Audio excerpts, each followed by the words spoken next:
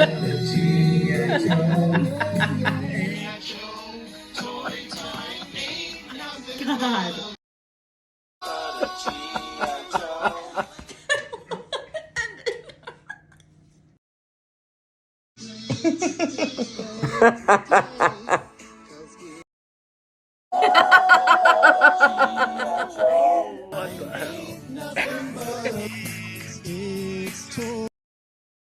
Oh my God.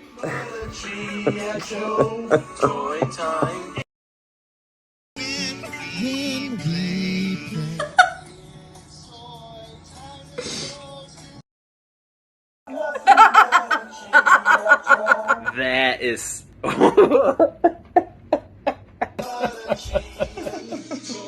Wow. Consider yourself an accessory. Someone to catch these words is a necessity. You can't deny that the blame isn't yours. If you're hearing this, you're an accomplice in there. I got the best, I got the best, I got the best listeners. Am I guilty of being word burglar? Sure, but if you're hearing this, you're an accomplice in there.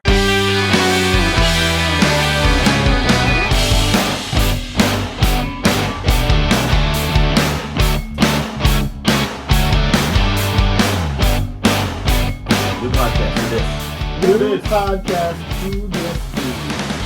Welcome to Keeping Up with the Cylons. Shut your cake hole. No. Keeping Up with the Cardassians.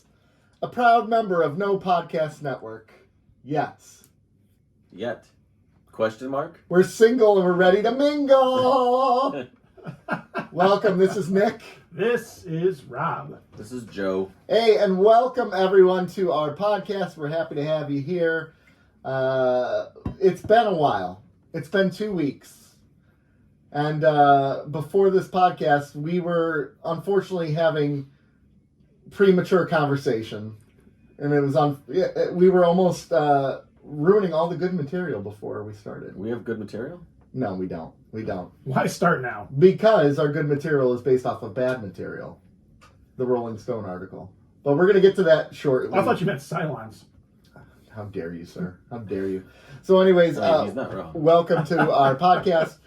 We are a pop culture podcast that covers everything from sci-fi to Marvel to Comics. to music to bad TV shows like Lost. To new music videos. Excuse me, sir. And Scrubs. Oh, yeah, now we're talking. Okay, there you go. And Newsroom. Newsroom is so good, though. Newsroom is solid. I can't even mock the Newsroom. No. I found a Newsroom TikTok page, and I forgot how... There's a TikTok page? Well, where they post, like, small clips of it Okay. and everything. And I just forgot how good it really was. It's been a couple of years since I've watched it. And it's so good. And it was It's been the a couple one... weeks for me. It was the one where Sloane accidentally basically misreported something about Fukushima. And he was lighting into her and telling her she had to lie about it and everything. That was so good. Sloane is incredible, too. I like Sloane. Spoilers for Rob. No, that was first season. That was first season. Fukushima. I got to the whole first season. Oh, okay. Recorded. Yeah. So, anyways. I think you said that, but I as a general rule, I wipe my mind clean of everything that you guys say. That's a good point. After we record. But anyways, our first half of our show, we always talk about all that good stuff. And the second half of the show is where we usually review a TV show. We just got done reviewing Star Trek Deep Space Nine. And I'm sad. R.I.P. Deep Space Nine. It was good. It was a good run. And then now we're moving on to one of the best science fiction shows of all time. We're doing Deep Space Nine again? Battlestar Galactica. Oh, dude, I watched Babylon 5. Yeah, you did? Oh no, that's unfortunate. I watched Stargate, actually. I got Stargate SG-1. Stargate SG-1, yeah, exactly. Because it's got all the weird letters and numbering in there. So when I was younger, like when these shows were newer, they all seemed the same to me. I agree to a certain extent. Like Battlestar Galactica, Stargate SG-1, Star Trek movie Voyager at the time, probably. Yeah. Oh yeah, they were all around at the same time. And like, I knew of Deep Space Nine, so I'm like, all these shows have numbers in them, and I'm like, I don't know what's going on right now. Yeah. Where do I even start? I don't know. Are they all interconnected? I don't. Star Trek SG-1. 5. But yeah, so we're in a great day where we start reviewing the greatest science fiction show of all time. The greatest. We just did that. No, the second greatest science fiction show of all time. We'll find out. So you think this is second greatest? You got to give it time. Okay. Yeah. So. Okay. I'm not going to tell you if it started good or not. Okay. Well, we're kind of have to do that later. I'm going to let you know. I'm not telling you. So before we dive into that list, because Joe's doing a little last minute research, Rob and I have to talk about something very Absolutely, important. we do. And I'm glad we didn't stick around to do it yesterday either. No, we didn't. We like the movie ended and we're like, boom, go our separate ways. We were gone. Yeah. We had a you guys are doing something without me again? Yeah, we had a mate. Sir, you were invited and you said nay. This is hearsay. No, we actually have text messages. We have text messages. And guess what? It's going to end up on the YouTube you should screenshot that and put it up there. Totally going to do it. It said, no, screw you guys. I'm cutting my hair. For my own sanity, I deleted all those text messages. Okay. Well, luckily, I have that. Anyways, Rob and I went on a mandate, and first of all, I got second base. I'm just going to put that out there right now. I got the home run. Rob playing hard to get then, huh? Well, you know what? I was okay with second base. I want to take it slow. And we saw a great movie starring David Harbour called Violent Night. Violent Night was superb. It was truly a Christmas miracle. It really was. It was possibly one of my favorite Christmas movies of all time. Easily. My gosh. It's so, you know what was so good about it though is it actually had like a cute little message in there with the little girl with Santa. It snuck it in there. Yeah, it really did. And Santa being kind of disillusioned was really cool. So spoilers for this movie, just for the record. I thought we're not allowed to do that for a week. But by the time, oh yeah, that's a good point. 48 hours. Whatever. I don't care. Anyway, it's an action comedy movie. Like, you know what you're gonna get. Santa dies.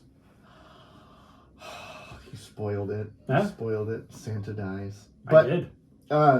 He had a great Santa laugh as well because it was always worked in there when he was like just killing someone. Ho ho ho ho ho! It was more subtle than that. Yeah. Too. The ho ho ho wasn't so pronounced. No, it wasn't. It was just kind of slightly worked in. I like subtle hose. Subtle hose.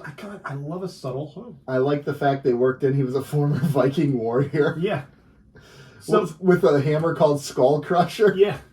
And he's telling the kid he's romancing Skull Crusher to this child. It's fantastic. And the kid's like, "Oh, Skull Crusher, you have Skull Crusher." It was so much fun. It was. It's kind of what when Fat Man came out, what I was kind of expecting out of that. And you didn't get that. I didn't get that, although I did like Fat Man. Don't get me wrong. Yeah. This was kind of what I was expecting out of that, and it nailed it out of the park. It was a lot of fun. It actually had a really good release on the Thursday release. Did it? Oh, wait. It says it's made around $10 million from 3,200 theaters in the opening weekend, which is actually not bad for it. 10 million? Yeah. Its budget is nothing. I gotta say, the budget can't be much. No. I know, but that seems like... I feel like movies can, like, take the cushions off their couch and find $10 million. Not this day and age. That's done. Like, we went to the theater. $10 million is nothing. I know.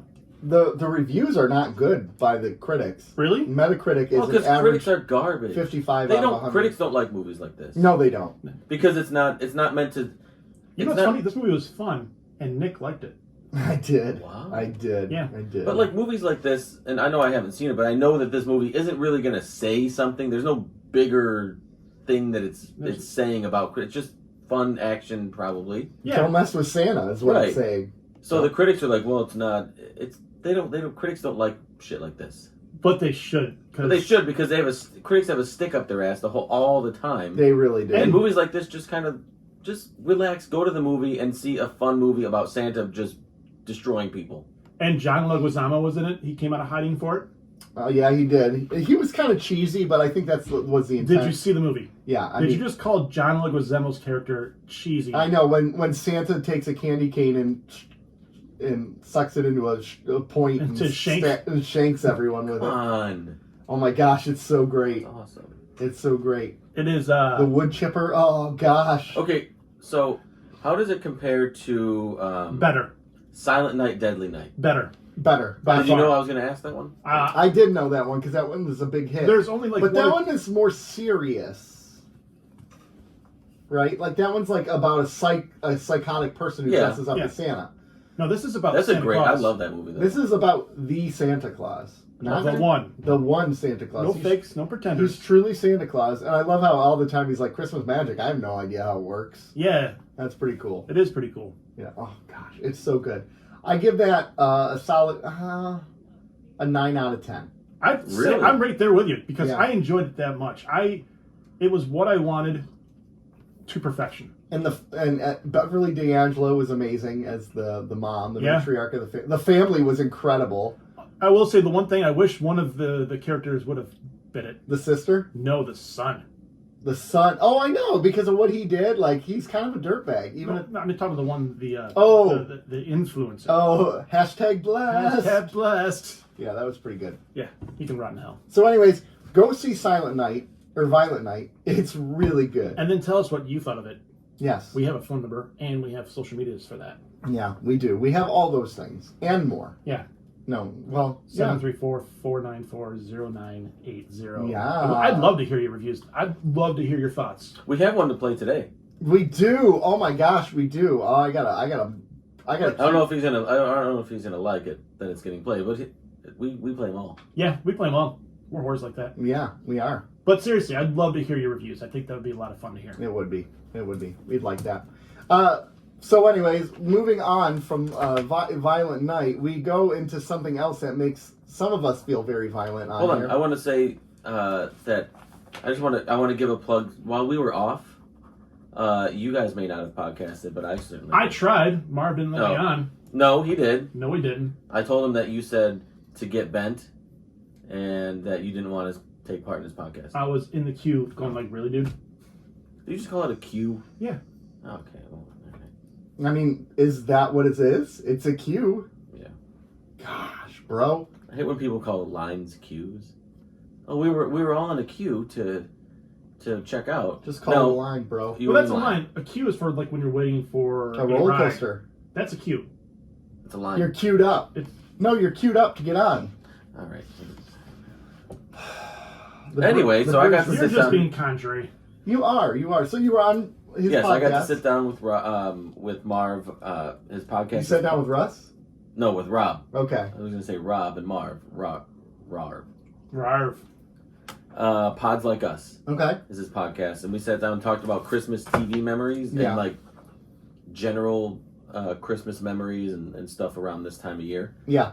It was myself, it was Marv, it was Darren from My Guest List pod. Okay. Which he's another podcast who does sort of like podcast reviews, a podcast about podcasts. Yeah. And he has people on from those podcasts to kind of talk to them about it. He hasn't had us on. Well, I think he will now. Yeah. And the other guy was Snow from a podcast called Seeking Tarot. It's a tarot card podcast. I was guessing. Oh, okay. I didn't know that there was a podcast category that was more niche than ours. I would say there's probably a lot more niche than us. Well, Tarot's about as niche as you get. Yeah. And but he was cool because he didn't really celebrate Christmas. He's Wiccan, so he celebrates Yule. So I kind of got a little bit of that explained to me, which was interesting. But everybody was cool. We had a lot of fun talking about our different perspectives. Snow is in, I think, Nebraska. Marv is obviously in the UK, and then Darren is in Australia. Wow! So it was we covered a lot of ground. Yeah, we hit like the four corners of the earth. That's all right. So it was cool to see different perspectives about, like Darren, like they celebrate in summer essentially. So it's completely like they have hot weather and all these different. It's like it's flipped from what we're used to. But all the they get American content. So Christmas to him like looks like snow and all that stuff because of all the films and movies and TV for sure. and all the like, influence. Oh yeah, all the influence from like Western culture, and then it's like 80, 90 degrees outside and they're sweating and Yeah. it's interesting. That's why I always thought Christmas in Florida would always be weird. Yeah, I don't know if I'd like that. Yeah. I like having the snow, the cold, and the thing is, even here, we don't really have a snow a lot of the time on Christmas. No. I was thinking about this the other day, and like, I We wanted did last year, I think. Yeah, it's very little. It's sporadic now. Like It used to be all the I time. don't know if it was like this when we were growing up, or we just have this. We're like retroactively Romanticizing it? Yeah, like retroactively making it snow around Christmas in our memory. I think it did. But I feel like it snowed a lot more around Christmas when we were younger. In December, in general. And it just Yeah.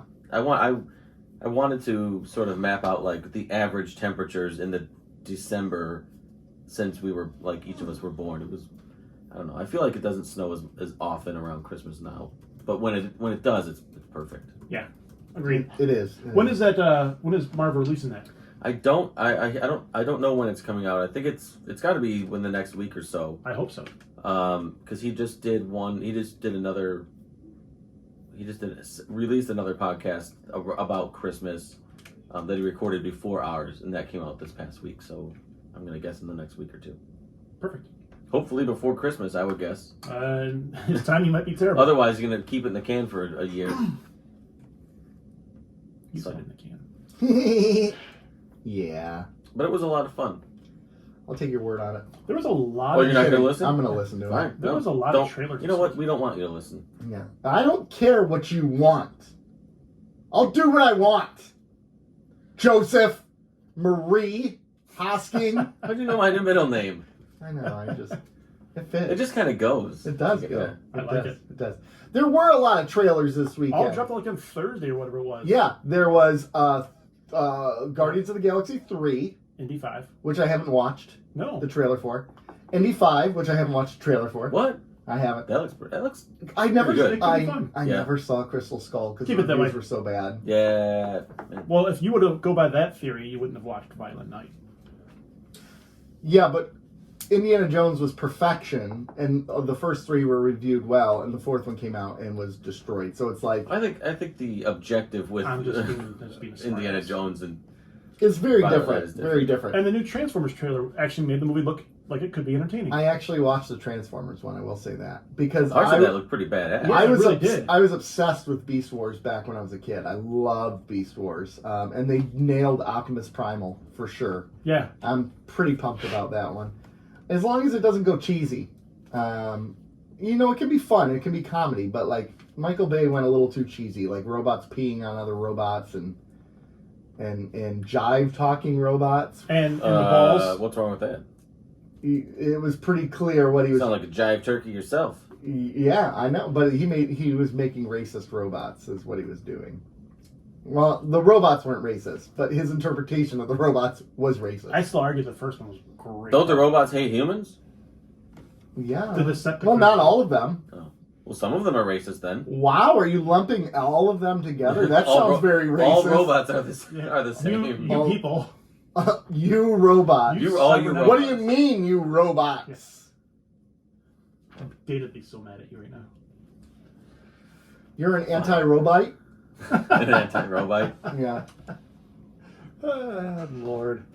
Oh, gosh. Yeah, so a lot of movie trailers. There's going to be a lot to talk about in the future here. Yes, with there movies. is.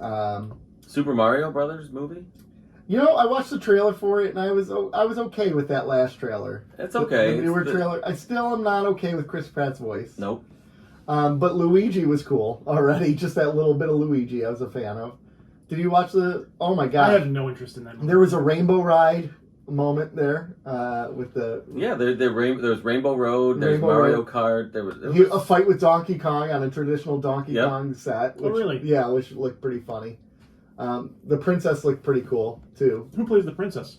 I don't know. Was it... I felt like Elizabeth Banks or something like that. I mean, I wouldn't be surprised. The Mario Brothers movie. No, not the old one. The new Super Mario Brothers movie. Oh, Anya Taylor-Joy Okay. from King's Gambit. I prefer to think of her from the movie Split. Oh, yes. Yes. That was a good one. That was a great movie. That was a weird one, I loved it. but it was good. She's got some, like, her eyes You have my Blu-ray, I think. I do. That's why that movie sounds familiar, because I was unpacking some things in the basement the other day, and I'm like, Split, what is this movie? I don't think I've ever seen it. And why do I have the Blu-ray? And I'm like, I bet you Rob gave this to me. It's fantastic. You need to watch it. Okay. Split. That was the sequel. I give it to you. That was based off of the Unbreakable series, right? And how'd that go for you? Yeah. Yeah. And I don't know. I got you a Scrubs though, so it had Professor Xavier in it. McAvoy. Yes. Yes. All right. Next important thing that we really want to talk about: TV theme songs. Rolling Stones the other day released the best TV theme songs. The 100 best all time best TV theme songs. And already I know we're off to a bad start when I see number 100 on that list is WandaVision. I'm 100% on board with you. As soon as I saw 100 as WandaVision, I was like, okay, what is this list? It should not even have qualified for this list because there's nothing really to it. Well, it's like Peacemaker was on there, and I love the Peacemaker opening, but there's no history to it yet. Well, I think it's okay if there's no history to it. But even Peacemaker, I would say it's not about the theme song. It's about the dancing that makes the theme song so but good. But doesn't it say theme song? I know. It does. That's the thing. So Peacemaker probably should not be on there because if you don't have the video happening and you just have the audio, you're like, okay, whatever. Yeah, are you going to identify it with Peacemaker? Like, if you hear different strokes, you're going to be like, oh, that's different strokes. Well, it's not even that. It's like, is it catchy? It's not that catchy. Like, Three's Company at 98, first of all, is a joke. That should be way higher. There's a lot of jokes on this list. At the rink. Yep. Okay, so, and the Partridge Family is, no, I'm okay with that. New Girl at 94, is that high or low? That's way high. Way high. Way high. Wait, sorry, way high. Wait. It's too high for it. It shouldn't even be on the list. It shouldn't even be on the list? It should be on the list. I agree. I Dream of Jeannie at 93. Da, da, da, da, da, da, I know. Da. Again, bump it down, way down the list. That should be in the top 50, I would say. Yeah, I mean, I get, me personally, I tend to lean towards the older themes because they were just better, but they also impregnated like the society. They're in the cultural zeitgeist. Yeah. So like everyone knows it. People hum these as if they're just out there. And then it's only later on sometimes you realize, oh, that was the theme for this TV show. Yeah. So Walking Dead at 90, is that too high or too low? I never watched The Walking Dead, so I don't know. So I think their theme song is really good, but again, I don't know if it's, again, that cultural zeitgeist. Like, I don't know if people would know it if they heard it. I probably couldn't pick it out. So to me, newer shows don't really have good theme songs anymore. They're more like just little like TikTok, like maybe 15 to 20 seconds. Like some of these songs like have full songs with full lyrics and like verses and choruses and like Full House. Yeah, like Dukes of Hazzard, which was criminally low on the list. Yes. Or high. You know what I mean? It was low. It was low on the list. Just some good old boys. I get classic. I get why people don't like the show anymore, or whatever. I personally have always loved that show. Me too. I think I will always love that show, and that is one to me. That's a top 10 theme song. Absolutely. Never meaning no harm. It's just so. As soon as you hear it, you're like, I know what I'm getting. I know what's happening. I want to jump in the general and go. Green Acres at 80. Oh, I want to stop. 89. Chips. Yeah. No. Oh, the Olympics. The the Olympics fanfare at 89. John Williams. Da, da, da, da, da, da, da, right? That's like people all over the world know that. Right. So if the Olympics is on there for a sporting event, what about Monday Night Football's long Dun, dun, dun, I know. Dun, dun, I mean, dun. Are you ready for some football? Shut up. I think. Everybody knows that song. Yeah. And everybody knows the one that Nick just said. That stuff. The inferior, but if we're gonna do that, what about NBA on NBC? What about ESPN? John Tesh? John Tesh version? Yeah. What about ESPN's intro?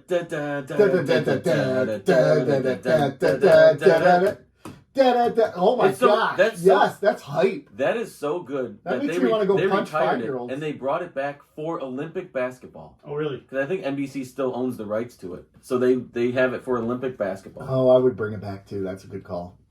You got Stranger Things at 88. Mm-hmm. I think that one's pretty good. I think that's okay. Big Bang Theory at 87. I'm okay with that. I think it deserves to be top 100. I think I'm fine with where it's at. You know what I'm not okay with? 86. Flintstones. We're the Flintstones. I took my Flintstone vitamin this morning. Nice. 85. Are you 10 million strong? Yeah. And growing. 85 is Dallas's theme. Oh, that's not good. That should be higher. I think it should be better on the list because I never watched the show, but I know that theme. Everyone knows that thing. Yeah. Yeah.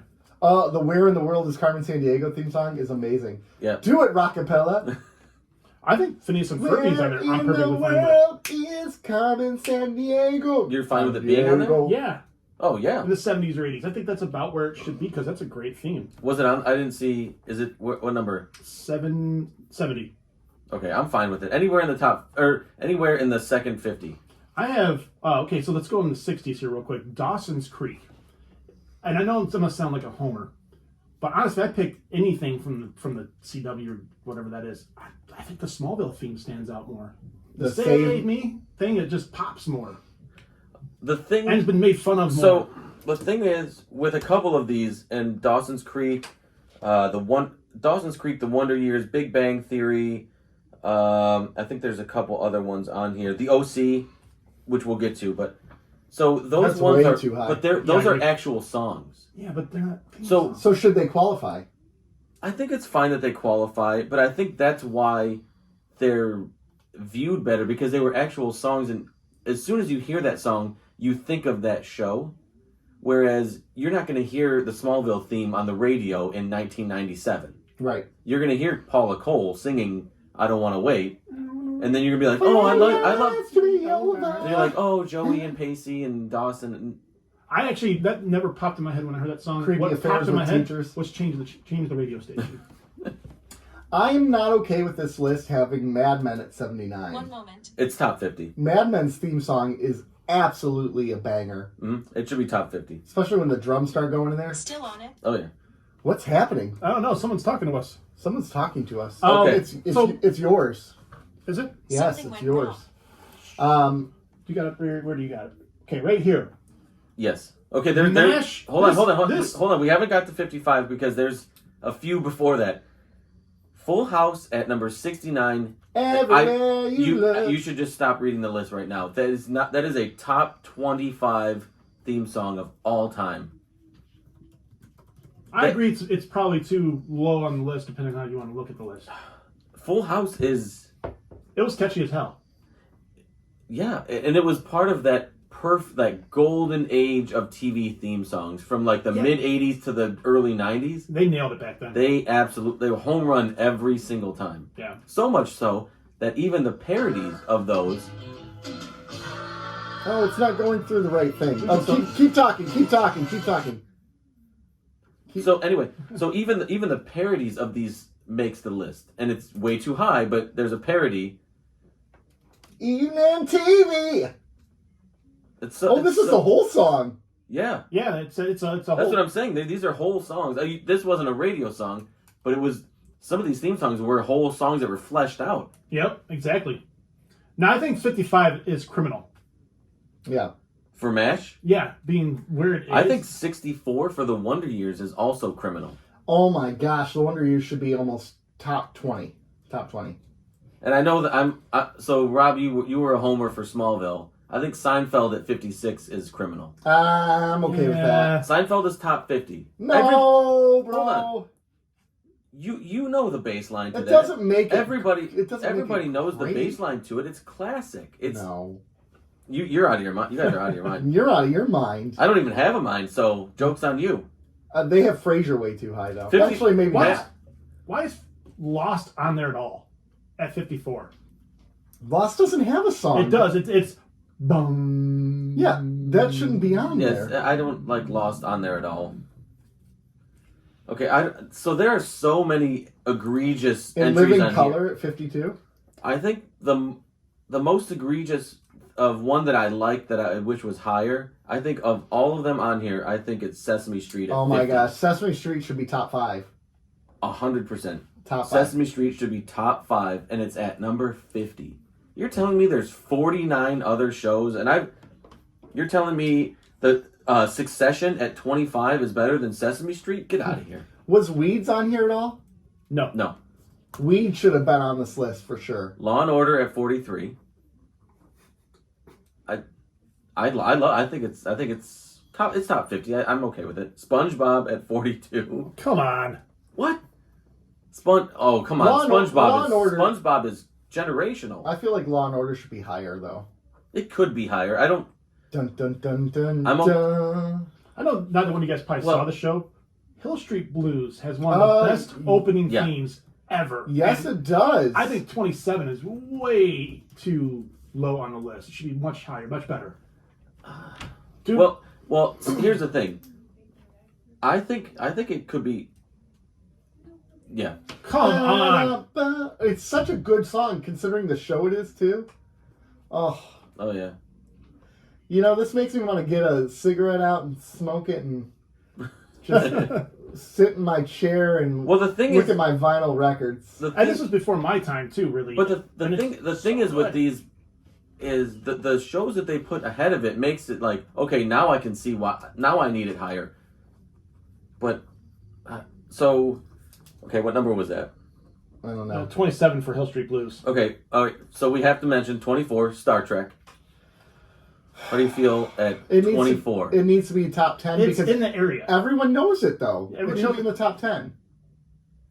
There's no there on I know no there's on no room. planet is Star Trek a better theme song than Sesame Street, It's not a better. Well, yeah, I agree with that. and it's also not 26 better. Oh, I got what you're saying. So I'm fine with it being 24 because Okay. I think I say it's ballpark. and I mean, I guess at least it's in the top 25. and to your point, Nick, I think way back when I started on the show, I told you. Oh no, not way back when I started. When we watched Star Trek: The Motion Picture, Yeah. was the first time that I really heard that. The And I told you, even though I haven't watched Star Trek, I know that theme song. That theme song seemed familiar, even though I hadn't seen the movie or watched the TV show. So, to your point, yes, it is something that people know without even having seen the material. Yeah, exactly. Yeah. All right, top 20. Now we're really getting into. No, hold on. There's one more that really upsets me that I need to just bring to Greatest your American attention. Hero. It's That 6. song is It's all what? that song is great. Okay, That song is phenomenal. I was concerned what you were going to say there. I was concerned. Succession at 25 is like. Oh my god. Yes. And it These are nails bangers. I know it pertains to the show too. It's I know. just how they can pick a Here song it comes. in Here it pop comes. culture. Here it comes. Everyone.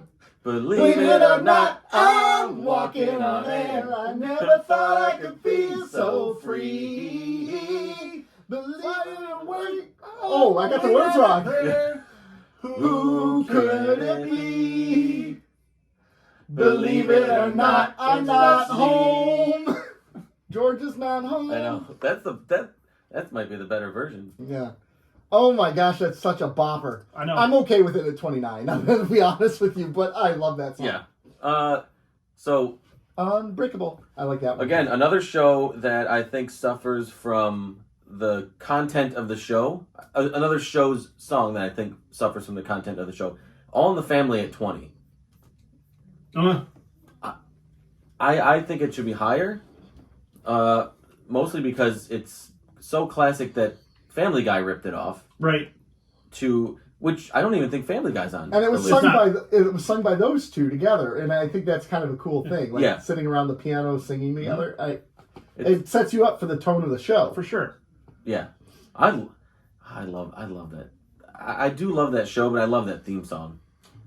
I struggle with 15. I got Mission a Impossible. I got a Yeah. question about number 18 though. Sure, go ahead. Number 18 is The Simpsons. Everyone knows The Simpsons. That has to be top 5, right? It should be. I think once you get under like to 18, now we're gonna really. So I would say if I did a top 5, Simpsons would be in there. So would Sesame Street. What was another one we were just talking about? I probably would put like Because there's one in the top 5 that I might flip these tables over. Cheers. I think I'd put in the top 5. Mister Rogers, I put in the top 5. Mm-hmm. You're gonna say Crazy Ex-Girlfriend, aren't you? Yep. Crazy Ex-Girlfriend is a really good show. Though. It is not a top 5 theme song of all time, and on no planet, in no timeline. So I think they put it there, and in hindsight, I think What is this, Pitchfork? I think they put it there over the all-encompassing work that they had, which is wrong. They shouldn't do that because the whole show is It's a musical, and the songs are incredible in that show. But the theme song is not the best part, even the best song on that show. Okay. So how can you put that in the top 5? See, I know that the show's a musical, but I've never seen the show. It's all I know is freaking hilarious. All I know is that there is no way that is better than any of the ones that I wrote down here, and I probably only wrote down No way it's better 25 or than MASH, 30. which is 55. I am really insulted though more that they tied Brady Yes. Bunch and Gilligan's Yes. Island. Don't tie them. Well, we're getting ahead of Bump ourselves. a song out of the list. Muppet Show's at 17. Muppet Show is a great opening. Yep. Cheers. Cheers at 13. Cheers should be top 5. I think Cheers should be top 10 at least. At least top 10. Okay, number 10 is the one I was talking about. It was a parody. It's called Too Many Cooks. Have any of you seen this? No. It was a show on Adult Swim. It was like a 10 or 15-minute show. All it was the theme song. That's And all it was? Yeah. It was like a 10 or 15-minute song, and it was like, showed all the characters. It was a complete parody of like Full House, Family Matters, that era. And it's I'll have to hilarious. check that out. It's hilarious. It's catchy, but it's not top 10. No, not top. I think it should be on the list for sure, because it's all it is the theme song. Right. But right. it's hilarious. Yeah. Well, Well, real quick, before you dive into any more, okay. let's take a quick break because we got more to talk about. We'll do the top 10 minus. We'll do the top 10 minus that. So let's take a quick commercial break. We will be right back, everyone. All right. Back into the abyss of these theme songs. So continuing onward. I wrote down all 10. So at 9 is the OC. Do either of you know the song California by Phantom Planet? Yeah, I know the song. Great song. It should not be top 10 theme. I don't think so either. And I will say that I don't think what Nick said earlier about do I think that it should disqualify from being on the list? I don't. I think it should disqualify it from being top 10 though. I would agree with that. For sure. Because it's all. I think creativity should play into it. And if you're adapting using a song that's already existing. Now, I want to go back to 87 Big Bang Theory. They created that song for the show, but it was an actual song. So it's kind of like it's a real song. Right. But they created it for the show, and then it was like Bare Naked Ladies whole released universe is in Right. And then the Wonder Years, Joe Cocker, like that was a song that was already out. Yeah. He already covered it. But like I love that song California by Phantom Planet, but I don't think it's a top 10 of all time. Number 8 is Friends. I think that's fitting. That's fair. I think it's fair. Yeah. Fresh Prince at 7. Ooh, Yeah, that's tough to put. That's tough because I instinctively and you know, want to put that if like, you're out in the top 5. Well, that's the thing. If you're out just walking the street in West Philadelphia, and if you point at someone, they would go, "Born and raised." Yeah. Everyone would know. That's kind of why I look at like the Mission Impossible theme, how much it's just used in pop culture now, and that's why I'm like, that's when I identify these. Sometimes I think about that as influencing my top 100. Yeah. I think once you get in the top 10, like with some of these, some of them shouldn't be in there, like the OC. But like once you get in the top 10, you can interchange a lot of them, and people would be fine with that. If Fresh Prince was number 1, that wouldn't have bugged me. No. If number 6 is Twilight Zone, that could easily be number 1. Yep. But Like, everybody knows that. Yeah, everyone knows Really, that. the OC should have been number 1. No. Number 5, we got Mr. Rogers. I love it's just so He's wholesome. oh gosh, man, we need a Mr. Rogers. Mr. Rogers was like one of the greatest people ever. You know what? If If it turns out Mr. Rogers was a dirtbag, I would. Don't you even? Are Bill Cosby? You know, starting there. or like Tom. If Tom Hanks or Mr. Rogers turns out to be a dirtbag, it's over. Are you saying that they're a dirtbag the same way that you gave George R.R. Martin diabetes? I am not. No, I'm not wheeling it. Because if that happens with Mr. Rogers, my whole life is a lie. Yeah. Because Mr. Rogers, if that he ever really comes is an inspiration to me. Like, seeing how this man lives his life and how he treats people. Oh, man. And, like, the documentaries on him, that was a Beautiful Day in the Neighborhood. Oh, so good. If any of that ever came out, I feel like the whole universe would like fold into itself. Yeah. And just wrap it up. We would be in the Matrix. We would be. 4 is Crazy Ex-Girlfriend, which is a travesty. Yeah. It shouldn't. Does it deserve to be on the list? According to Nick, yes. Maybe the listeners would think so, but I don't. Top 5 of all time? Trying to I'm actually That's trying to insane. remember the theme song. Let me. If you said that, you just proved my point. You said the show was amazing. The show is, but you can't even remember the theme song. I've already said that it should not be that high. I know. That's okay. Whatever. 3. No.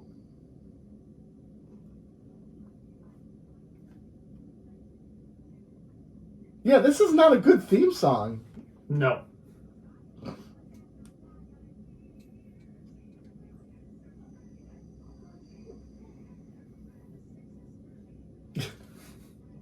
It's catchy, but like It's catchy.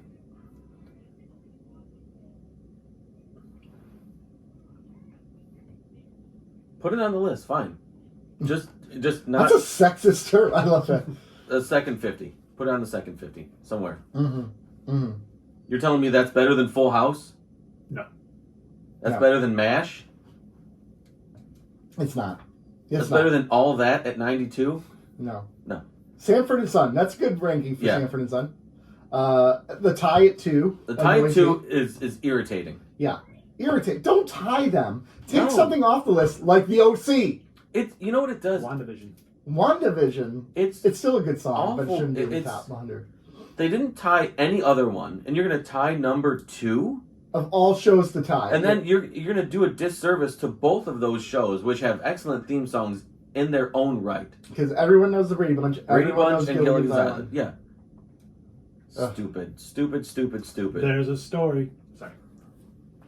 And number 1? Number 1, The Jeffersons. Can't argue that. No. Nope, not at all. That's just such a feel good. It's such a great song. It's Yeah. a great show. Yeah, I agree. Number 1, no problem with whatsoever. Do you guys have anything that you think should be somewhere on that 100 that was left off? To the east side, like apartment in the sky. Oh, moving on up. Okay. Anything that should be on the list? Yeah, anything you think that, it could be your homerism or whatever it might be. Anything you think should be on that list that isn't. Deep Space Nine. No, I'm kidding. I actually don't think it should. No, it's not that great of a song. Yeah. A couple. I have a short list. Well, I think Family Guy should be. I think Family Guy should be on the list. I'm fine with it not being on the list. No, it really should. It's a good theme song. I think Batman the I'm gonna go, mine. All of mine are homers. Batman the Animated Series, Magnum PI, Magnum P.I. is a good one though. and Night Court. Okay. That's a good one. I was gonna say Scrubs is a pretty good theme song. It is. It is a good theme song, but I don't know if it's top 100. No, it's not top 100. So I have a little known show that no one knows The about Office. called Boomtown. I think The Office was on there, wasn't it? No, the Boomtown. Hold on a second. The Office was not in the top 100. I thought I saw it. I don't think so. If it's not in It's the top not. 100, the whole list is garbage. It's not on the list. It's not. That's okay. That Parks and Rec made it. Ugh. How is The Office not on the list? What?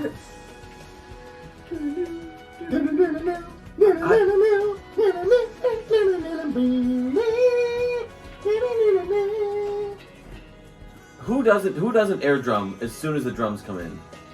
Yeah. That's So Boomtown, okay. Knight Rider. Yeah. Knight Rider's a great theme song. Dun, Listen to the song. It's fantastic. It's fantastic. A-Team I thought was interesting. Okay. Because, I mean, everybody knows... A-Team! Yeah. Everybody knows that opening. Mm-hmm. And then I'm okay it's on the list, but I kind of struggle with because Homer, G.I. Joe.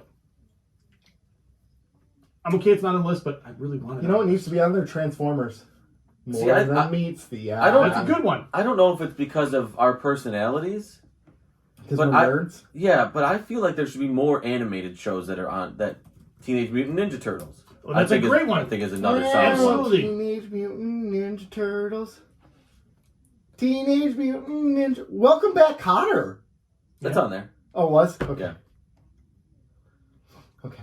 I was scared. I I noticed. So there was a couple on there where... But they had the Flintstones on there, but they didn't have the Jetsons. Family Matters? I might be okay with that. The X-Files theme song. It's on there. Oh, X-Files was on there. Damn. Now, Family Matters, to me, if they're putting Full House at number 69, which I think for the wholesome show that is perfect. There's no way that Family Matters was going to get on the list. No, that's true. Using that scale. I was actually, the one, I didn't mention it, but Laverne and Shirley I didn't think was high enough. Okay, I think Laverne and Shirley should have been higher. Again, I like all these classic shows because that was an era when part of the show was you didn't have a good show unless you had a good theme song to go with it. Right. That's how you rope people into it. I think in some aspects, if you introduce somebody to a new show, the theme song got them. Yeah. I actually, I think Community should have been in that list. I love Community's theme song. I don't know how The Office isn't on the list. That blows my mind. That blows my mind. All right, so we've talked a lot about this list, gentlemen. We're at the 45-minute mark. But I feel like that list hits our show like perfectly. Like we talk a lot about current TV, classic TV, theme songs. Yeah. So I think exhausting that list is important. That's what you folks have called for. That's what you. Yeah. That's what you get when you tune into this show. You get an exhaustive rundown of the 100. You get the opinion of three white guys. Right. And I know you don't hear that enough. All right, so we need to dive into a show review now. So let's take our last commercial break of the show, and then we will be right back with a review of by far the greatest show of all time. Sign up. Battlestar Galactica. We'll be right back. All right, ladies and gentlemen, we are back. We're starting a new television show today. We're starting Battlestar Galactica. It's Babylon 5. You're saying it wrong. But we're starting with the miniseries because, as you may know, if you are a fan of Battlestar Galactica, it started off as just a miniseries, and they weren't going to do anything else. They just did the miniseries, and the reception was so great that a year later they're like, we're going to pick this up and make this a TV show. So they picked it up a year later and made it a show. So, anyways, we have the miniseries. And I'll just sum it all together, part 1 and part 2, because, it's okay. So, it's been 40 years. There was an armistice between the 12 colonies of Kobol and the Cylons. And there's been an armistice, and they've been ignoring each other. All of a sudden, the Cylons launch a surprise nuclear attack and basically try to wipe out everyone. The cause of this was Dr. Gaius Baltar, with the help of... Trisha Helfer's character, her character is number 6, is what her name is. But he didn't know he was doing it. Meanwhile, the Battlestar Galactica is going to be retired into a museum because it's basically like an antique. It doesn't use modern computers, doesn't use any technology at all in it because their commander is paranoid. Well, luckily, because the commander was paranoid, that's the only ship that survives the attack because they didn't use computers, and that's how they got into it. Gosh, there's a lot to sum up in this. So that happens, and then part 2, the Cylons locate the human fleet. They try to kill them. Blah blah blah. It doesn't happen. Yada yada yada. Yada yada yada. At the they go to a space station so they can load up on ordnance to get back into the fight. And Adama gets stranded on there with another guy. It turns out that guy is a Cylon. This is where they learn that Cylons can look like humans. He gets back on the ship and starts telling people. He has a conversation with the new president, Rosalind, which says, "We lost the war. If we're gonna survive, we got to start making babies." And we got to make some babies. So then they decide that they're gonna make a run for it, and the fleet is all down. They're all depressed. They're at a funeral, and Adama gets up there and he says, "Cheer up, bros. I know where Earth is. We're going to Earth. We're going to the 13th lost colony, because there's 13 total colonies. Mythical. We're going to Earth. I know where it's at. I'm the only one who knows where it's at." And in a side conversation, Rosalind goes, "You don't really know where it's at." And he's like, Nah. No, God, no. I mean, God, no. Hope is important. They need to hope for something. They're going to hate me someday for lying to them, but right now, the hope will sustain them. Yeah, but they'll be dead by then. Yeah, they'll be done. At the end of the episode, Cylons reveal themselves. They pick up one of their guys who was stranded on Ragnar Station, and then Good guess, by the way. And out walks Boomer, indicating that she is a Cylon as well. That bitch. Yeah. And so ends the miniseries of Battlestar Galactica. So say we all. So say we all. So that's one of the things that I said a lot back in the day. So say we all, and frack. I was picking this up. I'm like, that son of a bitch was laying the groundwork for this shit years ago. Rolling. I love their use of frack. It's incredible. Like what a way to get around the censors. Like it's pretty impressive, man. Because they're potty mouths in that show. Because they say frack all the time. Frack you. Okay, So I don't like the use of frack.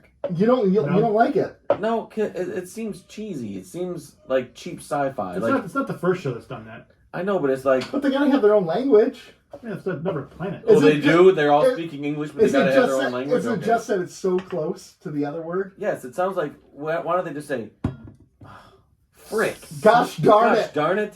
Oh, gosh. This Oh, stinks. fudge.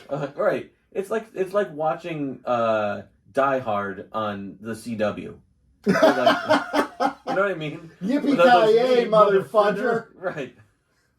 It's like those cheap edits for family TV. Yeah. Like, just don't show the movie. Right.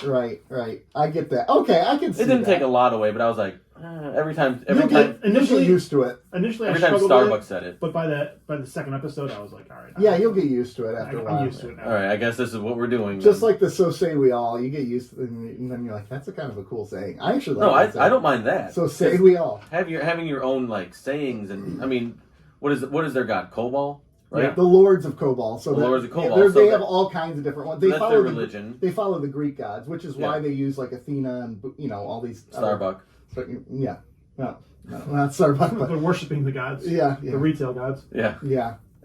But yeah, Starbuck. Here's Target. Meyer, come forth. So, okay. Before I like break it down, as a whole, I liked it. I just didn't understand, because you said that this was meant to be just these two as a miniseries, and that was going to be it. That's my understanding of it. I could be wrong. I'm not saying you're wrong, but if that was the intention, I don't like how it ended then, because it showing Boomer as and them just running. Well, yeah, like the end is like the ending of this says we have way more to say about this. ... Right, but if it took them a year to pick it up and do something, I would have been like, what the heck? I want to know so much. It would be like if the first episode of Lost aired, and they were like, yes. We're done for a year. Like you don't get to know anything. Yeah, you'd be like, what? That was such a great show, but like, what happens next? Okay, here we go. Okay, it says. So in 2002, Universal Pictures David Eck approached Ronald Moore about a new 4-hour Battlestar Galactica miniseries. Moore developed the miniseries with Eck writing the scripts and updating the old series, also developing a backstory that could work for a regular weekly series should the miniseries be successful. So in other words, the miniseries was designed to be a launching off point. So if this works, you get a show. If it doesn't, this is the end of Okay, it. so it's a thing. So I guess they're doing it as if like if this doesn't work, then it just sort of like evaporates into the ether, and Exactly. nobody even It cares just anyway. goes away. No one cares. Okay, Because there was a lot of thought that this would not work at all. But if it does work, you've laid the foundation for something that you can build. Because the original Battlestar Galactica was such a cult phenomenon, which it's super cheesy. I went back and tried to watch it after I watched this one, and I'm like, I can't do it. It was made on 70s budget. It was, it was budget. meant to be a Star Wars ripoff kind of. And they made some major changes, like Starbuck went from a male to a female, and like people were pissed. She got death threats, actually, for playing this character. Really? She got Yeah. snail mail. I know. Yeah, That's which that's is when you know it's serious. I'm gonna take time out of my day. I'm gonna get arthritis writing because you gotta. That's angry well, that's what writing. Star Wars did with what's her name who played Rey, and then also Finn. They got death threats and all Did that they? stuff. Yeah, they did. Really? They had the audacity to be female and black. I know. How dare you? Who do you think you are? So that's how it launched. Was the Cylon Nerd spy fan. part of the original series? Like the Cylon plant or the one that's in his head? No, that's a whole new thing. So, what do you think of that? Did you find it cheesy? Yes. Yes. Okay. I you don't need to do that. I just found it I found it unnecessary Okay. because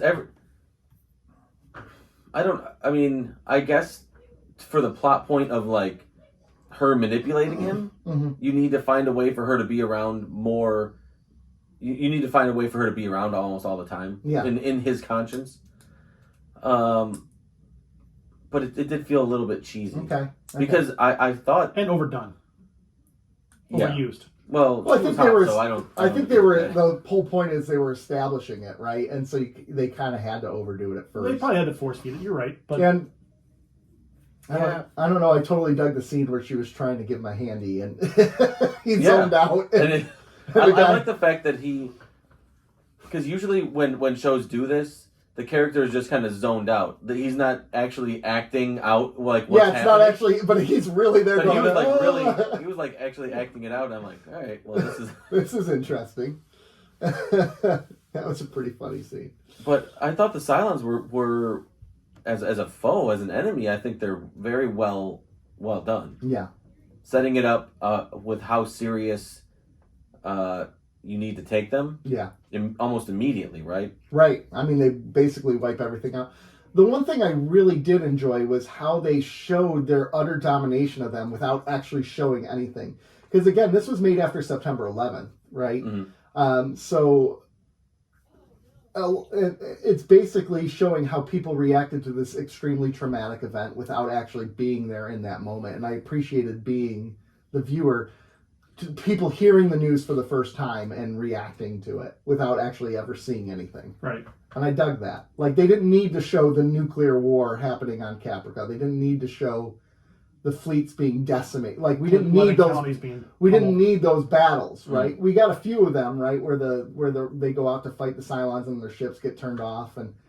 But overall, I'm glad they shied away from that. It was probably budgetary, I'm going to guess so. but I dug that. Yeah, but when you have someone like Ron Moore putting this together, you don't need it because he writes so you don't well. need it, but he can write it in without writing it in. Exactly. Yeah. He can set that scene without having to overtly go and show battle scenes and then come back and spend the money doing that. Right. I thought the dogfight scenes were pretty well done. I forgot about I know how they're important the CGI. dog. You can tell They it's low budget for the time. Yeah. And it's going to take me a while to adapt to that, to be honest with you. I struggled with some of the... you could tell it was a sci-fi budget. You know, it's so interesting that you say that after we watched really bad CGI in Deep Space Nine, though. Because it was real, I had to argue the stuff in DS9 was a little bit better. Well, off and on. I think it was different. It was Different is maybe a better word. Well, I'm more specifically thinking of like the finale, like when Odo goes back to his home planet, and like that looks really bad and cheesy. What? But the scene is so important, so you kind of you forgive it. How dare you right? speak like that of him? No, I will say I think it does get better because again, they were just kind of throwing in a little bit of money. I'm not even talking about like the action scenes, but even though some of the ways it was shot was very, Oh yes, very overtly. I'm like, this looks like Keeping Up with the Kardashians shot this at times. I think it's intentionally shot that way though, like with the shaky cam a little bit, and yeah. Well, the weird silences and just it felt like they're trying to fill space at times, and just some of the approach was just a little weird for me. Okay. And it might be something I have to adapt to. Yeah. I appreciated it, but it felt like I did too. At points I did, not all the time. Because you know why I like that, especially those silent moments, because such a lot is happening in the world. The world is crumbling around them. Everything is falling apart, and having those moments of silence reflects probably how your brain would work. And in those moments of anxiety and fear, you shut down. I don't think it was so much the way things were silent. Like the silent battles out in space was great. Oh yeah, but silent along with the way it was shot. Okay. It just took me out of it a little bit, where I'm like, all right, I have to visually adapt to this. It's different. It's a different tone. Like again, it's a different tone than Star Trek would be. I'm not even looking at Star Trek. I'm looking at other series. I'm looking at it as a whole. I don't care about Star Trek. If we're talking about things about how it was shot, some of those like weird zooming in shots, I was like, what? I didn't really like those. I didn't like those either. Yeah. It reminded me of some of the newer Star Wars. J.J. Abrams. Lens flare. And I wonder if this was an intentional move on Ronald D. Moore's part to be like, this is not Star Wars. Like where he was going out of it, or Star Trek. Because I was going to say, not Star Wars. Well, they sure pulled a lot from Star Wars. He's separating himself from Star Trek at this moment, right? This is a big, this is not your daddy's sci-fi. This is totally different. Which I think is the swearing, the language. Even though a lot of the characters kind of line up. Like, I was even thinking about this, the Chief is O'Brien. 100% is O'Brien. He's O'Brien. Kira, in a lot of ways, is Starbuck, like their personalities. Mm-hmm. Adama is in a lot of ways Cisco, except for the not yet the doctor instead of his relationship with his son. early Bashir is super douchey. Oh my gosh, he's not a traitor. Bashir is a traitor, but he didn't know he was a traitor. So that's what's so interesting about Ball. He knows now. He knows now. So okay, you do this act, right? And you didn't mean to do it. Do you go and tell anyone though? Yeah, you find ways to. Yeah. Or do you keep your mouth shut? Well, no. He did. He's like, they found a way. Somehow through my program, they found a back door. Right? He tells them that. They always do. They always do. No, at that point I would. I wouldn't want it to get further along and then them say, well, when did you know? Right. Because if you're going to... Yeah, I knew down the road and they found out he's responsible but he didn't find out until the day of the attack. Right. Right. Okay, so let's assume... Let's assume he gets court-martialed, which he probably if he goes and says I was in contact with one and I accidentally did all this. Well, and he was still allowing it in, and he shouldn't have, even if it wasn't a Cylon, right? He's going to get court-martialed, right? Mm-hmm. Yeah. But you would assume through that process that it would come out that he didn't intentionally do it. Maybe he gets, his punishment isn't as severe. Mm-hmm. If you continue with it and eventually get caught, maybe you get you're going to be put to death. Yeah. Plus, they need him at this point. He's in a perfect spot to come full forward and say, "Hey, yeah, he has information. He's a genius. What had happened was, but let's fix this moving forward, because obviously there's some silence among us." Well, yeah, and then you can also say, he's a genius, and even he got fooled by the silence. So right, we're not. If these aren't fooled. Any of us can. Yeah. Well, and that's the thing. I think they would have understood it, but the guy is so selfish and self-absorbed that he can't see that. And, I mean, number 6 is quite a fetching. Fine. She is gorgeous. Yeah. She is absolutely gorgeous, especially in that red dress. Whew. Holy cow. My favorite thing was the last scene where Adama gets the note. Oh, it says there are 12 there's 12 of them. Yeah. And then the next scene is you see them coming for that guy I was fooled because I'm an idiot. I'm like, man, they're taking the wrong guy. Oh, yeah, and Leovid, I'm like... He picked right. Yeah, they're taking the wrong guy. Damn it. What? I'm like... I'm not a Cylon. I'm like, this poor guy. Yeah. Well, I was fooled because I just thought it was him trying to push somebody off as a Cylon and push the blame off him. So I'm like, all right, you just picked the random dude. That's a dick move, but okay. That's exactly what I thought. And then he was a Cylon, and I'm like, good guess. Yeah. It was, and it was a guess because the Cylon detector thing didn't work. Like that was part of it. He just made it up. But then, So when they're all looking the for changelings, right? Yeah. yeah, It's- so then Yeah. when the Cylons come walking to him, I'm like, oh, there's more number 6. Number 6, like number 6 is like she's 6 of 12, obviously. Yeah. But like I'm like, okay, 7 yes, to 9? yes. Like, Just you wait, my friend. okay, so then my question is, because you saw what 4? So we saw 4 models. We saw Boomer, Leoben. Who was the other guy? I don't want to talk. I don't want Boomer. So I'm talking the ones that we saw multiple. Yeah, we times. saw 4. So Was it 4 or 3? 4 because there was the one guy that Adama kills. Yep. There's Leoben, the guy they stranded on the station. Yep. There's 6, and then there's Boomer. He said no boomer. So Oh, we you're only not see counting 2 Boomer? multiples, right? 6 and the one army guy, or whatever. Yeah, you see 3 multiples because you see the only one you don't see multiples of is Boomer. Because Okay. there was extra of that guy, Leoben. Okay, that's what I thought. All right.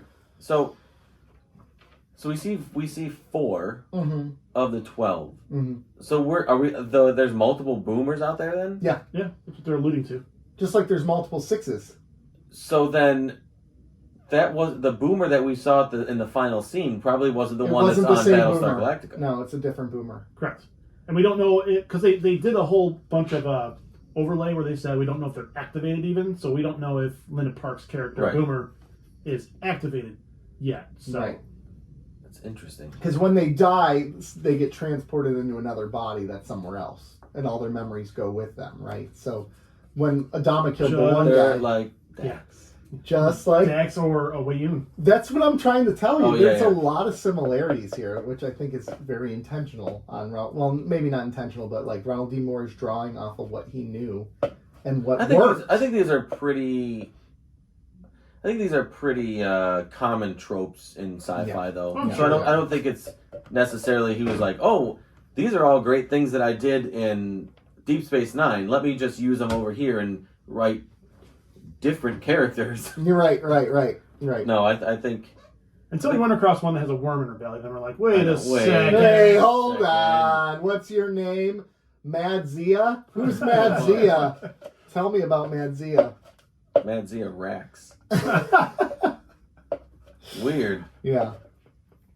There were some interesting questions that can be asked out of this. One of them is there's the moment where Roslin is gathering all the fleet together or whatever, and then the Cylon Raider pops in and then takes off. So right away they're like, we got to get out of here. If we don't get out of here, they're going to come and kill us. And they have to strand thousands and thousands of people.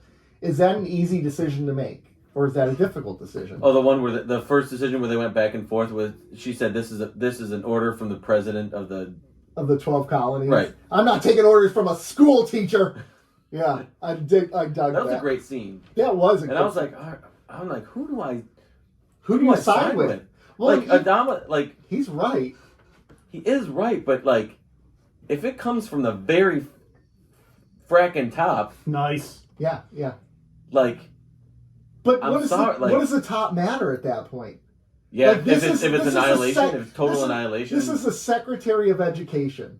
This Yeah. is this is like DeVos. Betsy This DeVos. I is was thinking Betsy the same DeVos thing. I was becoming thinking the same thing. the president of the United States, and you're gonna be like, yeah, I'll do whatever you say. Actually, no. Now when I put it in that context, I'm like, yeah, I'm not taking orders from a freaking billionaire. Oh wait, But Yeah. she seemed pretty capable. she does seem very. I love. She is that- not. For the record, she is not Betsy DeVos. But She is not Betsy. I love Rosalind's character because she is really strong. I like the scene where the one press guy comes down to talk to. My gosh, I'm blanking on the names because it's been a while since I've watched it. I thought you watched this every night before bed. Apollo. When he goes down to Apollo and he's like, "This lady can't be in charge, man. You got to go do something." And he goes up there and he's like, "Seems like the lady's in charge," and walks away. I dug that. But anyway, yeah. There's this exchange between Rosalind and Adama, and anyways, they decide they're going to stay and rescue all the people they can. So they get all these fleets in. They have the FTL capabilities, and there's some ships that don't, and they have to abandon some people to survive. Pretty prick move by her assistant to be like, I just want to let you know that little girl is on one of the ships that isn't going to make it. Santa Claus came and rescued her, just like in Battlestar Galactica. What are you doing there? But is that an easy decision to make, though? Or do you... I don't think it's an easy decision, but I think it's a necessary decision. So do you feel like those people feel like they have blood on their hands after that, or do you feel like they can let that go? Because I feel like I could let that go, because you're a psychopath. No, this is one of the weird things, because I would want to stay for everyone, but in the same sense, we're talking about the survival of our race now. You know, there's only 50,000 of us left that we know of. The president wanted to make babies pretty quick. So here's something that kind of bothers me, that just because of the way that this is written, and it always has to be written this way, there's always a personal interest in making that decision.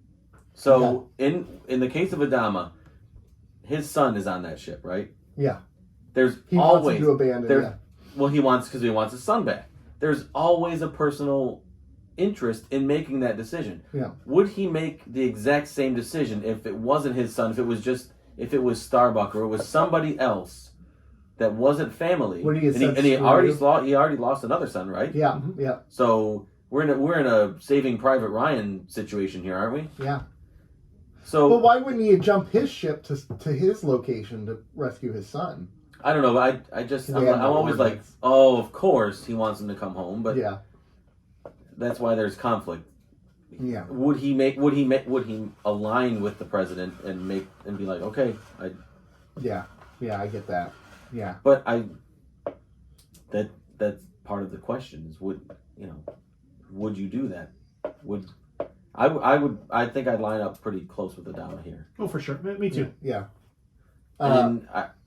Those scenes as they're abandoning the people was pretty cool too. The people like messaging them, and he's, where are you going? At least tell us where you're going. And he goes to tell them, and he's like, no. Yep. Because if the Cylons catch him, like that. But no, we're going. Yeah. I think what I really dig about this series is they show the emotional impacts of all the decisions being made really, really well, right? And the trauma that it can have on these people, right?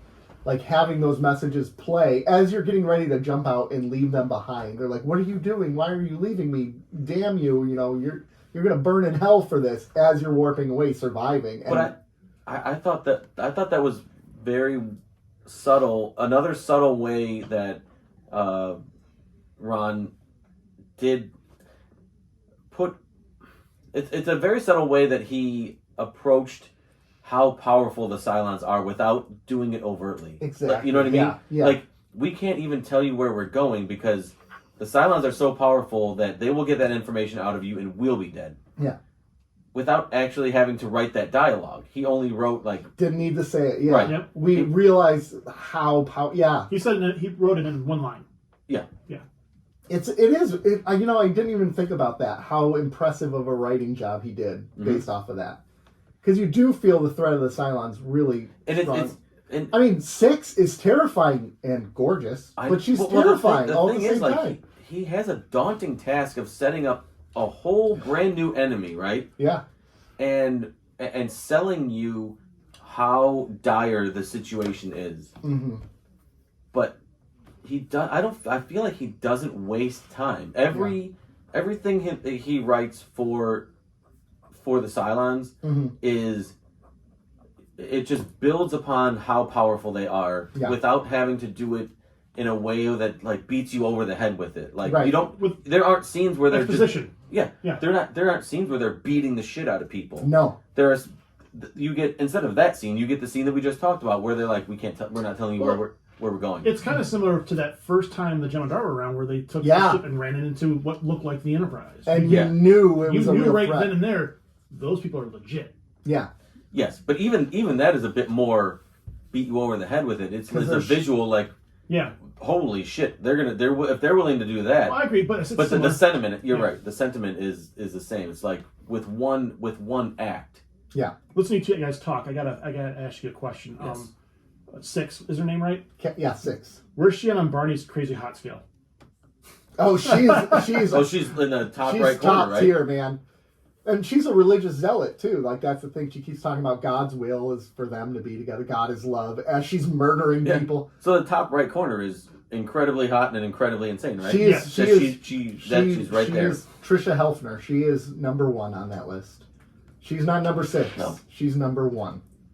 Yeah. She is gorgeous. God is love, murdering people and giving handies all at the same time. And she's so freaking tall too. Is that she one really scene, that tall? Yes. And James Callis is really that short. Baltar, like those two standing next to each other, where she's like 1.5 feet taller than him. Yeah, but then when you hug, it's like Yeah. cleavage time. Yeah. Yeah, she was on Chuck once, and I'm like, she didn't seem that tall on that She's show. tall. She's very tall. Did you catch earlier in there when she was seeing the baby that she accidentally snapped the baby's neck? Did she accidentally do She it? didn't mean to do it. Because she was talking about these things are so delicate. It feels like you could easily break them. But I And thought because the thing started to cry, she's like, shut up. And break no, the I think it was an accident because her face shows her going, "Oh crap," and then she walks away. Like, and even when they showed her face, she was a little upset about She it. looked distressed, but that's why I was trying to interpret that. I'm like, did she did that on purpose? I think I broke that one. Yeah. She's 40. She's only 5'10" in real life, IRL. That's above average. Above average for. That's very tall for yeah. So that guy is that short? James Callis. Let me see how tall he is. 5'3". James Callis. 4'9". It doesn't have his height. It has hers. He had it scrubbed from the internet. Probably because she used to be a model and he. Or he not. requested his height not to be on it. No, he had it scrubbed from the internet. He probably did. Who knows? But yeah. So she's 48, which means when this show was filmed, she was in her early, because it's 20 years ago, late 20s. Yeah, 2004. So 18 years ago. Okay. So Goodness gracious. yeah, good for her. Yeah. Good for her. Okay. Characters that stand out, characters you hate. Number 6. You stand out. Yes. Baltar.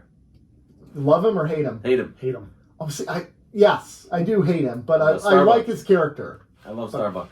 You like Starbucks so far? Yeah. I love how he comes to apologize to her. Yeah, she's like, And get she's bent like, "You're a prick. and a drunk. You're a drunk. You're weak." Yeah, but she was right. She's right about it. Yeah. and He is a the drunk. scene after is him going through his office, throwing away his booze, like staring at his booze and like sort of reevaluating. I like him. Well, he threw it out, then he was staring at it afterwards. I know. Well, Yeah. that's what drunks do. They They say they're it's done. hard. And It's then very they're not. it's very difficult. Addiction is very difficult to break. I dig him as the XO too. The one moment where he's like, "You're either the XO or you're not." When he had to make decisions and he didn't want to do it, I dug that. The decision to let all those people die, like. Again, I think why I really like this is it feels like you're on a real military ship, right? It feels like a submarine. Well, it's Slash like an aircraft aircraft carrier. carrier. Yeah. And that's what it's designed to kind of be, right? It's a battleship slash. To me, this Aircraft is like this is like Top Gun the series Yeah, Okay. in a way. yeah, it is, and you will see. Who is Maverick? Starbuck. Starbuck? Yeah. Actually- Adama. Yeah, Starbuck is Maverick, and then I think Iceman is Adama. Is Iceman Apollo. is Apollo, right? Because he's Yeah. like, "You're dangerous," and, Yeah. and he says that He about did- Starbuck. He Yeah, did. He said. the only thing he Was the didn't guy do was shirtless and playing Was he volleyball? the only thing he didn't do. the teeth He check. didn't do the Yeah. teeth chatter. We didn't do that in Top Pods. We really should have. There wasn't a scene for it. That's true. There wasn't. Yeah, We could have worked it in. but So another one. So show meeting. Should we do the shower, the post shower scene? Yes. Where we're all in the locker room. yes, yes. Sign me up. Yeah. I'm down for it. I'm down. I'm game for anything, as you know. I'm writing that down. The one, what was her name? Oh gosh. Top Pod 2. Yeah, Top Pod too.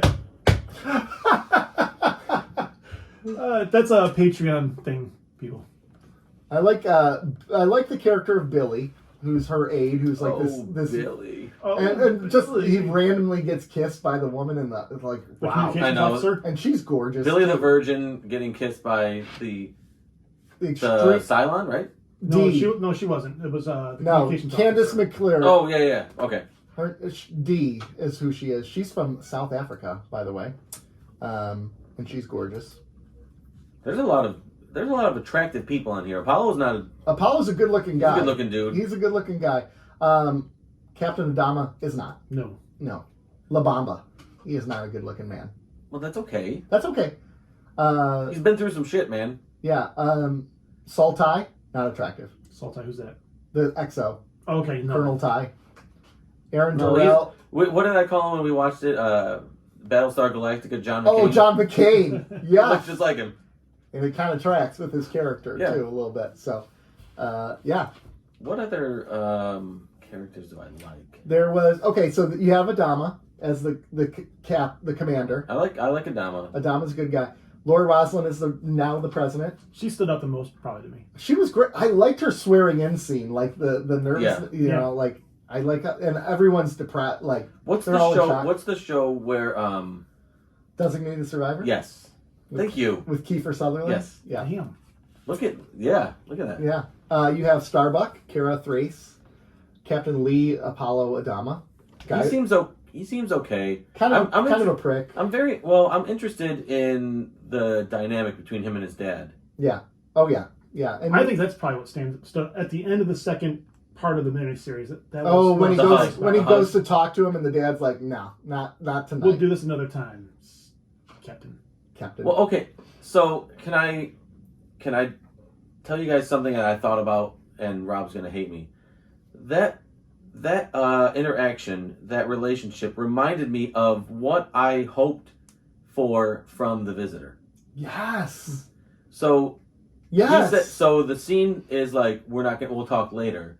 He dies after that, right? Yeah. So you have that. Who died? Oh, okay. Gotcha. Apollo, quote unquote, dies. Yeah. And so that conversation in Adama's mind never gets to happen. Yeah. So then he's left with all that regret, and it would influence his decision. It would influence his decision and all of this stuff. And then seeing his son come back is like getting that second chance, right? Yeah. And that's when he goes and visits him and gives him that hug. And that to me that's what the Visitor.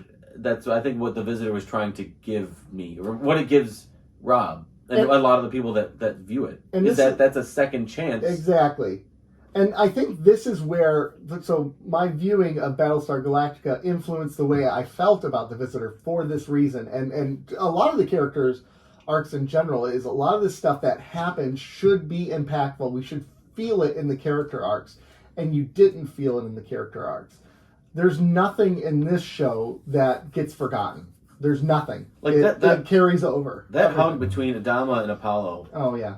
Like, at the end. I felt it. Yeah. Like, it's important. It's a big, and you can see it on Apollo's face where he's like fighting. Finally leaned into it. Yeah. He's like, he's got a lot of shit to process with his dad. And they're not done with it. Yeah. But it was like he kind of just let go and like took like a sigh of relief. Like, yeah. He sort of leaned into the emotion that he was feeling coming back to his dad. Well, and it's interesting because it's a moment where the whole point. I think the whole point of that hug is it's a safe spot. It's a safe. He's been living in anxiety. He's been living in the fight or flight mode, and this hug is a moment where he can let his guard officially down. And you see it in him. You see it in Adama. You see it in Lee. In spite of this war going on, mm-hmm. there still is the love of family that exists. And to me, that's because really, no matter what, your parents, your mom and dad, your parents should always be there. Yeah. Like should always. Yeah, I'm not going to say they will, because they should. In some capacity, yeah, I agree. And like it might be down the road, or it might be something that you've had conflict with them or whatever, but way down underneath all of that, the foundation is, it should be that no matter what, when it really comes down to it, when all the chips are stacked against you, everything, you're in a corner, it's the last ditch effort, your parents should always be there. Yeah. And that's, to me, that's what that hug is. It's like, I know that we've had... Doesn't matter how flawed you are. Yep, doesn't matter how... Eternal. Yeah. I was wrong, you were wrong. We have a lot of things that we want to say to each other. We might not even like each other right now, but no matter what... I'm here, yeah. Like, That's deep, Joe. I want to give you a hug now after that. Okay, you can. That's deep. I like it. Finishing the list of characters, you had Boomer. You have... Traitor. But do you like Boomer or not? Well, actually, up to that moment, wait, the real moment, yeah. So there's there's a real Boomer, right? No, they're all Cylons. They're Cylons. Okay, so they don't assume the form of someone that already they're exists. All constructed. They're all Oh, okay. And remember what Six said. Some Cylons don't even know they're Cylons. They're sleeper agents. So they're activated. Like changelings. Hey, like the one guy? Was that guy? Did that guy not know he was a Cylon? Cleoban? Yeah. The reporter or whatever? I think he knew. He knew. Well, he was super adamant that he was human, Well, though. I mean, when you're about to get murdered. And you knew this atmosphere, this storm was going to, like, wreck you. And it might not allow you to transfer into a new body. Listen, you had a new we're job. all aware that I would get duped. I've been duped by every show we've watched. That's true. You have. Oh, every show, you mean the one? I've been duped by Scrubs for a whole season. You also have the Chief. We didn't get to see much of the Chief so far, but Yeah, I liked his limited interactions. His getting in the face of the XO, like 85, or 45 seconds. That's all I needed. 45. And then him going to Adama, like trying to tattletale on him. So and what Adama how do you feel about that? Oh, I'm totally on the side of the Chief on that, or not on Chief, the XO on that one. That's a good call to make. you have to make that call. You lose the whole. This is very similar to you lose all the people, or you abandon 2,000. Right? The needs of the The many. needs of the many outweigh the needs of the food. We lost 85 people because we're gonna blow out all of our bulkheads if we don't. Maybe. Everyone will maybe. Yeah, you're exactly. You want to take that risk, though. I don't. Is You it worth don't it? trust your chief of engineering? No. Okay. I mean that. You don't trust your chief of engineering with an engineering decision? Not when it comes to his primary thing was trying to save those 85 people. No, I don't. The Chief. That's emotion right there. The It's not Chief logic. is trying to save 85. The XO is trying to save the entire ship. How many people are on the ship? Do we know? Did it say? 86? I'm going to assume a couple thousand, like an aircraft carrier. I don't know. I don't know if it mentions.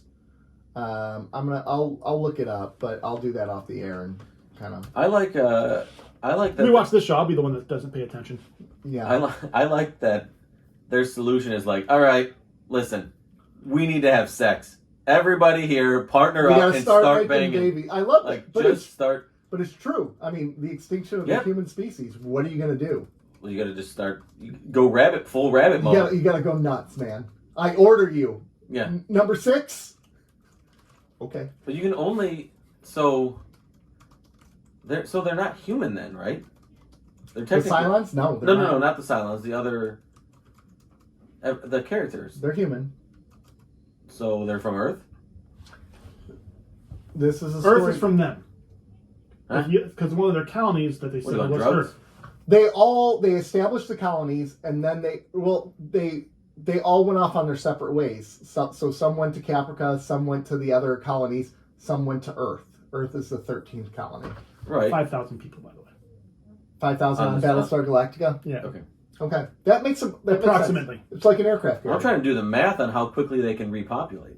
50,000 people. Yeah. I mean. So let's assume half of them are female and can carry, right? Yeah. I'm assuming that in the show only females can carry a child. You are a correct, term. sir. So we got 25,000 potential hosts, which is the most sterile way of calling out motherhood. But that's what it is, right? Can you imagine that gangbang? So then, let's call it every year, once a year. What an orgy that would be. Oh my God. 50,000 people. You just walk into a conference room and it's like, Turn your All head, right. there's dick everywhere. Oh. We got a team meeting, everyone. Yeah. Shoot. I still haven't recovered from the last one. no, but basically, I'm assuming that you can only get pregnant once. You can't get pregnant while you're pregnant. It's the same physiology Yeah, of okay. normal humans, right? So then, once a year, you can have 25,000 kids. Well, but twins, triplets. Okay, so let's say once a year you get 30,000, I think they could repopulate pretty quickly, honestly. and then you get You'd have to 30,000 have a year, multiple and then kids. Everyone would have to have 4 or 5 kids to really make sure it worked. I think honestly, I think if you're going that mode, I think you would just start having babies until you're physically unable to do it anyway. Yeah. Oh, yeah. Not They would just have to 4 or 5. They'd We're have to not- pass a law. Be like, you have to continue having children until you die, basically. Yeah. Until you're unable to. Okay, what about the music of the show so far? The tribal beats and everything, like for the dog fights where they... I thought I liked that. I liked the dog fights. Yeah. To me, the music was wasn't impactful. Okay. So it was just. I think in the I would first, actually agree. I think in the first episode was more noticeable than the second one. I would agree so far, and that actually surprised me. I remember really loving the music, and I don't know if it's because this is not Bear McCreary yet. Bear McCreary takes over. Do you remember loving the music of the series as a whole? Yes. So we're only watching the first. Yeah, we're watching the miniseries, miniseries, and we have. I don't think it 50 was bad, but episodes to I don't think it would be very, very far down on my list of things to pick out and discuss. Yeah. I think the dogfight scenes were probably where I noticed it most. Yeah. And that's only because that's kind of all there was. There wasn't a whole lot of dialogue or anything. There's thrusters and rockets. Yeah. And that's fine. It sort of set the scene. Yeah. But in a way, like I'm going to reference Top Gun again. In a way, there was that heartbeat beat in those dogfight scenes in the original Top Gun. Yeah. And it sort of set the tone for the anxiety that you have Yeah, you inside didn't the need jet. you didn't want the music for those. You want, Right. Yeah, exactly. So I thought it played well there. Passable. And otherwise it's Average. Yeah. Yeah, average. Yeah, I would agree. I wasn't super impressed with it. Yeah. All right, should we go into rating, or is there anything more we want to talk about with this? I'm fine with rating. Okay. Yeah, I think it was great. So are we going to keep track of our ratings just like we should? Yeah, I'll make up a spreadsheet. Okay, I just okay. haven't had time. Okay. We're going to rate miniseries part 1 and 2 as one part, or do we separate them out? I'm going to rate it as one part. I mean, I am too. I'm going to go separate. I guess you could do separate because there's very clear distinctions. I agree. I disagree. I disagree with you disagreeing. I agree with your disagreement. That was me disagreeing with you agreeing with me. So I will say, okay, I'll start us off. I will say, as a rewatch goes, now that this one wasn't as good as I remember it being. 4. It's not bad. It's not bad at all. And so I'll give the first part 1 of the miniseries, I'll give it a 6. And part 2, I'll give a 7.5. Okay. Interesting. I'm going to give it an 8 Wow. in total. Wow, so you really liked it. I did. It's right on there with Emissary, because I think you gave it that an 8. Yeah, I really liked it. I think it sets up well for the show. It definitely set the scene for a lot of things that I want to know about. Yeah. And I thought the Cylons were very compelling. And for a show that I'm completely unfamiliar with, and starting just with the miniseries, I thought the characters were compelling enough immediately. They are very compelling characters, yes. It wasn't like a slow build in some regards where you get this like I don't really know about this character. I kind of get what everybody is. Yeah. So yeah, you immediately feel some of these characters, and right? I think it's the feather in the cap of Ron Moore, because he wrote this as the miniseries, and if all you're writing is this miniseries and you're betting on this being a success, then you have to give write those characters as you have to write their personalities forward. Yeah. You have to flesh them out enough where you can know the characters, but not so much that there's nothing left. There's nothing You don't left. empty the tank. You gotta tease them almost, but give enough to them. Yeah. I did 6.5 for the first one. I did 6 for the second one. Wow. Yeah. Less for the second one. Yeah. I thought the first one, maybe it's because we watched it together. Yeah. I thought especially the end of the first episode kind of roped you in a little bit more, and then the second one did take that forward. Yeah. To me. Because the second... at the beginning, the transition. Again, the end of the second episode was good, but that whole... it didn't speak to me. Okay. Like, I thought it was okay. I thought it was okay and good. Yeah. You know, there's 8 more Cylon models to see, right? I don't really care about her, to be honest with you. Her? Who? Yeah, it's 6, and it just doesn't do anything for me. Like, what? The character. Oh, I love her character. Didn't do anything. It did a lot. But I have the again. This is where it's interesting because I'm the only one to have watched this, so I know where these characters go. So this is very similar to you when you're trying to review it. You try to review it like I don't know anything that's coming ahead, but I do. Right. And that in some way does influence the way you rate things or think of the characters, which is why I love 6, and it's why I love some of these characters. Now we have to think of a show that I've seen that you two haven't seen for our next rewatch. I know, right? That's true. That's a good point. Yeah. I don't know. Anyways. Real quick question, though. Going off this for a second. Mm-hmm. Did you watch any more Lost? I have not. I'm gonna watch them today. Actually, Boo. I'm gonna. Boo this man. I have to write a sermon today. As you know, Oh. as you know, I'm a pastor, Oh, I didn't hear that. and I gotta write a sermon today. God is love. Yeah. You know what? She would get a lot of people in her church. I'm just Yeah, saying. she would. Yeah, her church has one specific goal. Hand to God, she would. You watched any more Scrubs? I did. I finished the first season. Okay. Any better? Yes, it's better than the first episode. To me, I think the first episode was the worst of the season, Yeah. which is not kind of what you want. Yeah. But for me, it got better. So my notes, I didn't write do anything real, just quick. First season overall, I'd probably give a 5.5. Which is good considering where you started. Yes, I think I give it a 2 or something. Yeah, 2.5. So I would say 5.5 overall. I like Dr. Cox. You always love the Cox. Always. And the comedy, now that I'm getting to understand the characters a little more, The flow of it all. it flows better. The comedy flows a little better. It's not my style yet. It's not what you guys have been like revering for years yet. It has potential. Mm-hmm. I like their use of music, and I like the kind of the silliness of JD's some of these scenes where he's like imagining Oh things. yeah, when and, he's off in his own head. Yeah. So that stuff. Yeah. He just zones off. Yeah. Some of the subtle comedy is pretty good. Yeah. I think Was the Todd in season 1 at all? The high five guy, Todd, the surgeon. No, he doesn't know the No. Todd. He knows the Todd as soon as you say the Todd. Yeah. Yeah. I like the janitor. The janitor's great. It's funny. Yeah. Janitors. Incredible. It's pretty good. Okay. 5.5 is like I remember the finale of season 1 being really good, where Jordan comes out and basically roast them all. Yeah, roast that's every great. single one of them. Mm. I slept with him, and it was good. Good. No, that's pretty good. Yeah, I forgot about that. That was wonderful. Yeah. So it's not my favorite show, Nor do I expect it to be. but it's better. It's better than it started. Okay, Yeah. good. Season 2. I'll start season 2 soon. Okay. And then I'll start season 2 of Newsroom for. And I'll watch the second half of the Lost pilot. What? No, I'm going to get to it today, I swear. Oh. All right, so before we start to zone out here, or zone out, I'm zoned out Zone for an out hour and a more. half. we have a viewer voicemail to listen to. Here we go.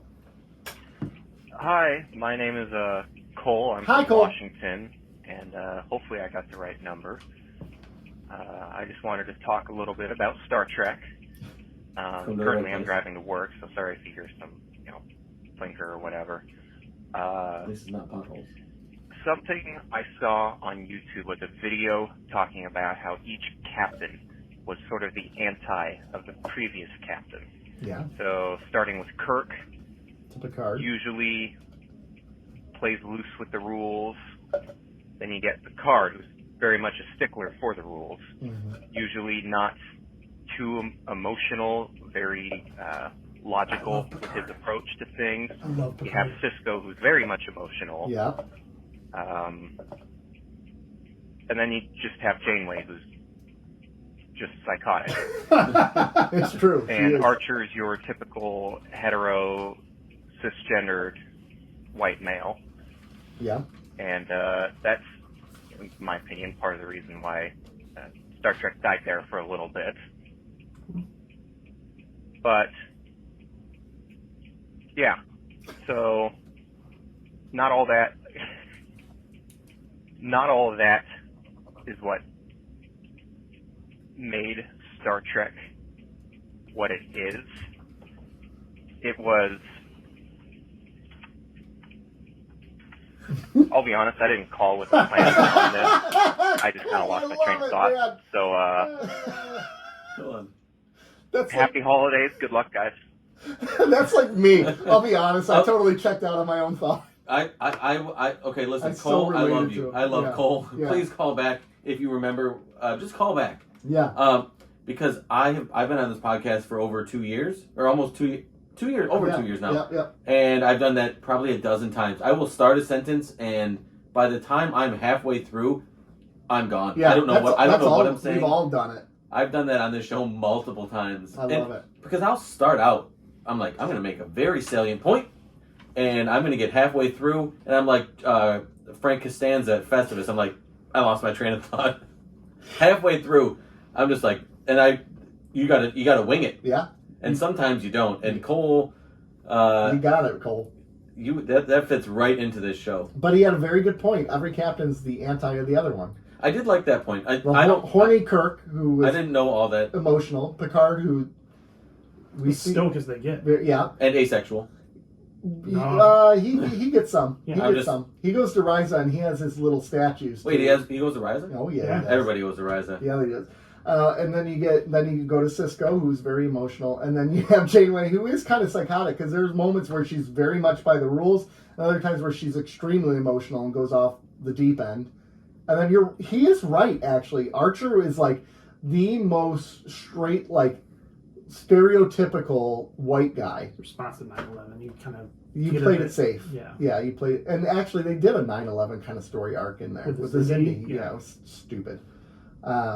So good point, Cole. Thank you for calling in, and keep calling in with your Star Trek stuff, or call in with your Battlestar Galactica stuff now. You don't have to do that. No, we still have to do that. Yeah. Or call in with your Washington traffic stories. Yes.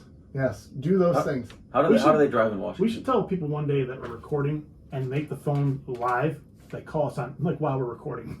Oh, that'd be great. That'd be fun. Call in live. We'll set that up sometime next year. We could do that easily. Yeah. But gentlemen, that's it. That's it for today. It's sad. This is the end of the day. But you can follow us at Cardassians Pod on Twitter. At Galactic Pod. Yeah. You can follow us on Instagram at keeping_up_Cardassians. YouTube.